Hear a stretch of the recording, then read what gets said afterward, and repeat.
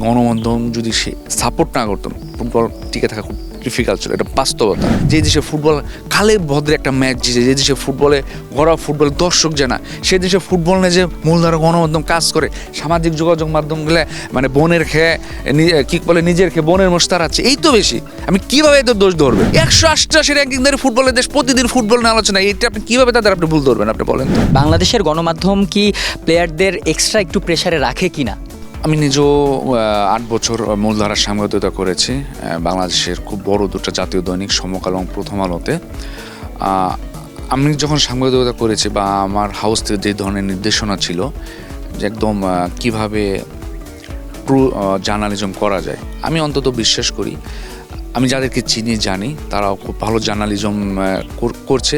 But এখন তো আপনার গণমাধ্যম বলতে তো অনেক বড় একটা বিষয়, অনেক ব্যাপক বিষয়। ইউটিউব চলে আসছে, সামাজিক যোগাযোগ মাধ্যম চলে আসছে। এখন কারা করতেছে এই বিষয়টা আগে সুনির্দিষ্ট হইতে হবে। হ্যাঁ, আপনি খেয়াল করে দেখবেন যারা অ্যাকচুয়াল গণমাধ্যম বলতে যারা ফুটবল নিয়ে সারা বছর কাজ করে, তারা কিন্তু রাইট ট্র্যাকেই আছে। হয়তো বা কখনো কখনো তারা আবেগের বশত একটু হয়তো বা একটা কঠোর প্রশ্ন করে ফেলে, আবার কিন্তু তারা দেখবেন পরক্ষণেই তারা আবার সে প্রশ্নটা যখন বুঝতে পারে যে প্রশ্নটা একটু কঠোর হয়ে গেছে, তারা কিন্তু আবার সেটা মিনিমাইজ করার চেষ্টা বা ব্যালেন্স করার চেষ্টা করে।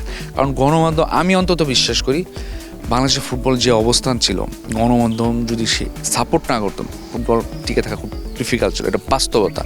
আমি অন্তত বিশ্বাস করি 188 র্যাঙ্কিংধারী দেশের ফুটবল নিয়ে কী লিখবেন, কী বলবেন? বাস্তবতাটা কি আপনি আমার বলেন তো।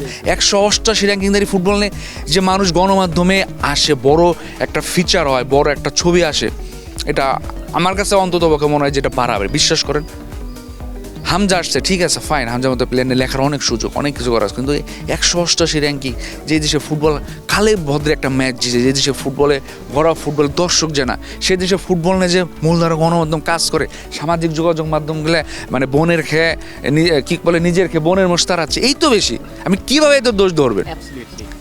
188 র্যাঙ্কিংধারী ফুটবলের দেশ, প্রতিদিন ফুটবল নিয়ে আলোচনা, এটা আপনি কিভাবে তাদের আপনি ভুল ধরবেন? আপনি বলেন তো। আমি মনে করি এটা তাদেরকে ধন্যবাদ জানানো, অ্যাপ্রিসিয়েট করা উচিত। হ্যাঁ, তার হয়তো অনেক সময় একটু ভুল ত্রুটি হয়ে যায়, বাট এটা পার্ট অফ জব।